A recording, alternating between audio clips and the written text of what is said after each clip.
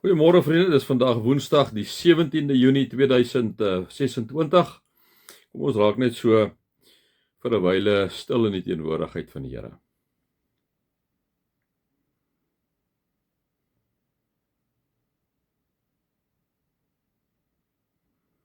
Dit gaan goed met die mens wat nie die raad van goddeloses volg nie. Nie met sondaars omgaan en met ligsinniges saamspan nie, maar wat in die woord van die Here sy vreugde vind en dit dag en nag oordink. Here God, help ons daarmee. Amen. Vriende, mag daar vir julle genade en vrede en oorvloed wees met julle God ken, Jesus ken en die Heilige Gees ken. Vriende, ons gaan aan. Ek het vir julle gesê is amper al so onderbreking hierso in Hebreërs 11 toe hy nou 'n bietjie stil gestaan het eintlik by die hemelse vaderland wat daar vir ons is. Hy het die hele tyd begin gepraat hierso oor Abraham sy geloof, en hy het 'n bietjie gepraat oor Henog wat geglo het en oor Abel wat geglo het. So ons het 'n bietjie daarby stil gestaan en dan sit asof hy hom onderbreek hierso, né? Oor hierdie gedeelte waar dit gaan eintlik oor die feit dat ek en jy bywoners is, en eintlik is dit die kern van alles. Ons is bywoners op die aarde. Dit is eintlik maar wie ek en jy is. Ons is maar net 'n tydjie hier op aarde, né? Dit is eintlik die kern. Dit is eintlik die kern van die hele Bybel wat ons vir mekaar moet kom sê. En dan gaan hy weer aan en onthou weer die konteks. Onthou die konteks. Gaan julle elke keer terugbring na die konteks toe. Dis mense wat inderdaad vervolg word. Dis mense wat moedeloos is. Dis mense, liewe vriende, wat swaar kry ervaar. Dis mense wat begin dink maar dis nie meer die moeite werd om in hierdie geloof te bly in Christus nie. En die Hebreërs skrywer kom skryf hulle en daarom kom hy en kom verduidelik vir hulle wat is geloof. Geloof is om seker te wees wat jy hoop, om oortuig te wees oortuig te wees van dinge wat jy nie kan sien nie. Dan kom vertel hy later vir hulle waar hy kom sê, maar terwyl hierdie mense, hierdie geloofshelde steeds geglo het al hierdie mense gesterwe sonder om te verkry wat beloof is. Nee, kom sê hy, maar hulle het dit uit die verte uit gesien. So hy kom sê, byt vas, hou vas. Ek gaan vir julle nog 'n paar geloofshelde noem sodat julle kan weet julle moet vasbyt daar waar julle is. Dit is waar hierdie brief ook aan gaan, hè. En dan gaan hy nou weer aan met Abraham, né. Dit is so hy het by Abraham, hy was gesluit met Abraham, toe het hy daai stukkie ingebring vir ons as bywoners en vreemdelinge, en dan gaan hy weer aan hier by vers 8, en hy sê, hy is asof hy net vir sy gehoor wil kom sê, hoor hierso, daar's iets groter om voor te lewe.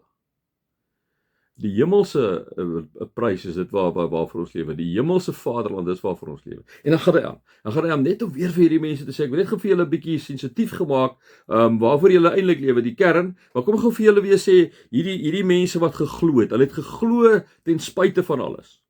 Dan sê hy, omdat Abraham geglo het hy toe hy op die proef gestel is, Isak as offer afgestaan. Ja, hy wat die belofte ontvang het en aan wie gesê is, uit Isak sal jou nageslag gebore word, het gereed gestaan om sy enigste seun te offer. Hy was daarvan oortuig dat God by magte is om uit die dood op te wek, waaruit Abraham vir Isak ook, om dit so te stel, terug ontvang het. Kom ons staan net 'n rukkie daarby stil. Hy gaan nou weer terug na die Ou Testament toe. Hy wat vir die mense sê, kom ek sê 'n bietjie vir julle hoe dit met hierdie geloofsvaders gegaan. Dit was nie ligte musiek nie. Dit was baie keer rof gegaan.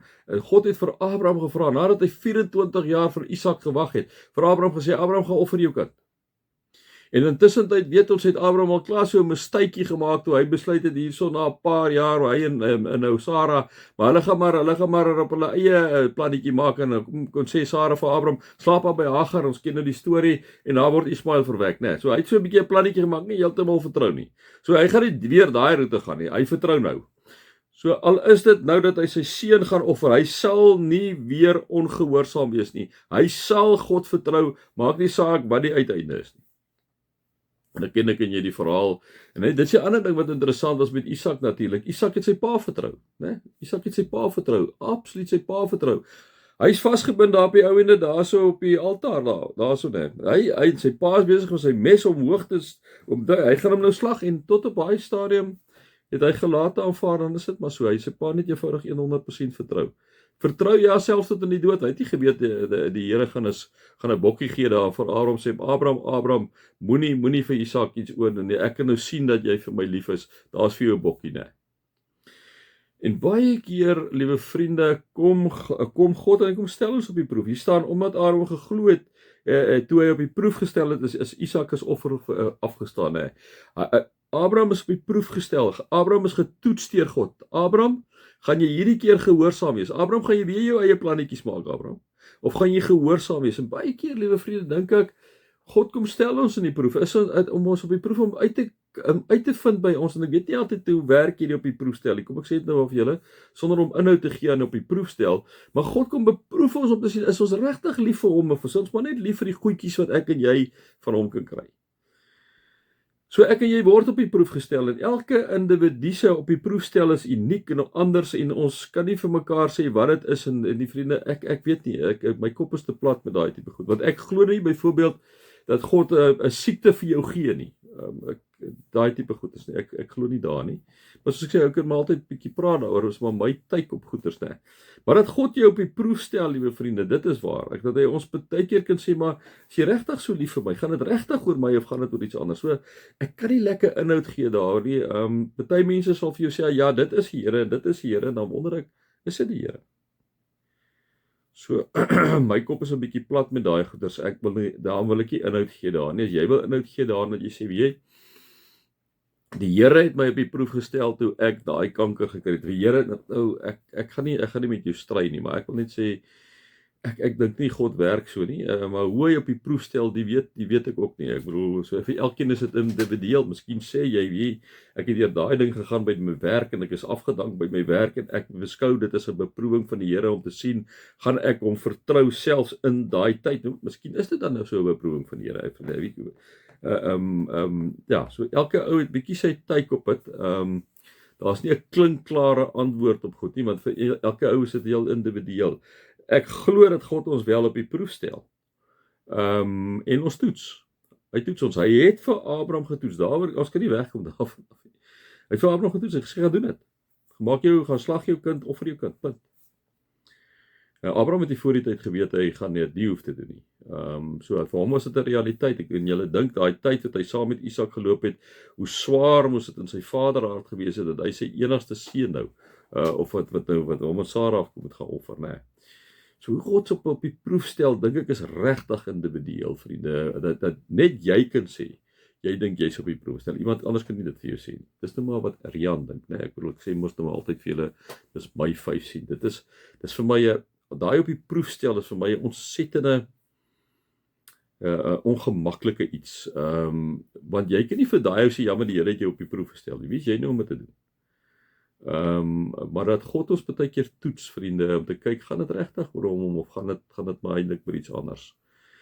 Dit glo ek wel, maar dis soos ek gesê het, ek wil nie inhoud gee nie. Ek dink aan daai op die proef stel, ek dink elke ou moet maar vir homself en vir haarself uitmaak, wat dink hy of sy, wat is daai op die toets of op die proefstel vir jou? En dan kan ons, as ons luister na mekaar, eintlik net in respek luister na mekaar.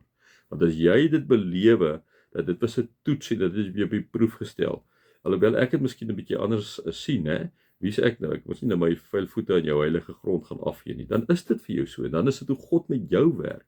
Hy werk miskien met my anders, en met daai persoon anders, op 'n heel ander manier om jou miskien te toets, né? So dit is maar my 5 sent, maar dat hy vir ons toets, vriende, dat hy ons op die proef stel, ek dink nie daarvan kan ons wegkom nie. Maar ek dink dit gaan oor elke individu en hoe jy dit sien, en hoe jy jou verhouding met God is, en wat jy belewe, en dan kan ons eintlik maar net in groot respek na mekaar luister en sê, Jesus, ek hoor wat jy sê, so jy belewe dit was vir jou 'n toets, né? Okay, ek hoor jou, jy weet daai tipe ding, dit is wat ek nou maar dink, vriende, kyk, dis baie maklik om vir my te sê, ja nie, maar dit is hoe God beproef het, dit is hoe hy jou op die proef stel en toets, dit is die maklike kant, daai goedjies, jy kry ook ouens wat vir jou baie maklik gaan sê, hoorie, dit is, God is besig om jou te toets, hy is besig om jou nou te snoei, jou maat, hy is besig om jou te snoei. Die vraag is hy besig om jou te snoei? So dis hoekom ek sê, iemand anders kan dit nie vir jou sê nie, jy kan sê, ek belewe, dat God besig is om my te snoei. Ek bedoel, dan sit reg so, dit is wat jy belewe, dan sit so, maar ons van buitekant, of kan nie sê, nee Pieter, ek dink jy word nou gesnoei, jou maat, ek dink God toets jou nou nie. Dis iets wat net jy, dis tussen jou en God, wat kan sê, Weet jy, ek dink ek is nou deur 'n wat God my beproef het in hierdie tyd. Ek dink God het my nou getoets en ek en jy met groot respek en waardering kan net agslaan en dit erken wat die ander persoon sê, né? Ja, hy sê. Mag julle God se liefde ervaar, sy genade ervaar, sy nabyheid ervaar. Amen.